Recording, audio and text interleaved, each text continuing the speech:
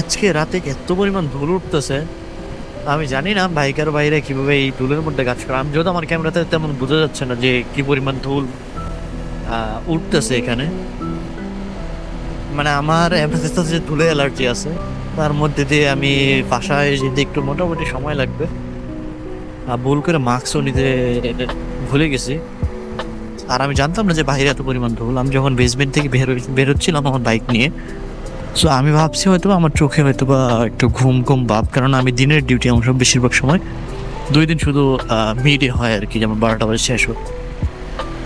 So আমি যখন বেসমেন্টে ছিলাম তখনই একটু মানে এমন খোলা দেখছি আকাশটা বা ভেতরে আবহাওয়াটা, কিন্তু বাইরে এসে দেখি যে পুরোপুরি পরিমাণে ধুল, একদম অবস্থা খুবই খারাপ।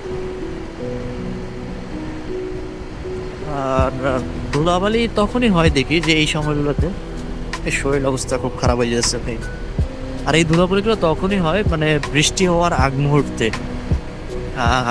আমার কাছে মনে হয় সম্ভবত কালকে বৃষ্টি হতে পারে বা আজকে রাতে বৃষ্টি হতে পারে, কারণ এই ধুলাবালি হওয়ার পর বেশিরভাগ সময় বৃষ্টি হয়। সো আপনারা যারা আমার চ্যানেলে নতুন বা আমার পেজে নতুন, অবশ্যই আমাকে ফলো করতে বা সাবস্ক্রাইব করতে ভুলবেন না।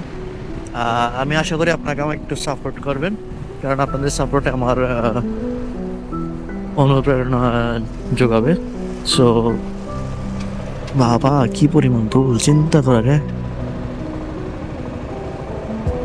আমি জানি না আমার ক্যামেরাতে দেখা যাচ্ছে কিনা, বাট আমি খোলা চোখে,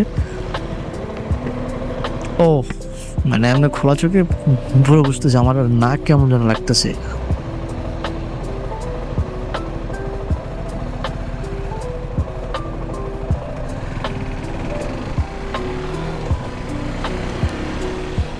আমার এই ঠান্ডার মতো ভাব চলে আসছে, কারণ আমার অ্যালার্জিতে সমস্যা আছে।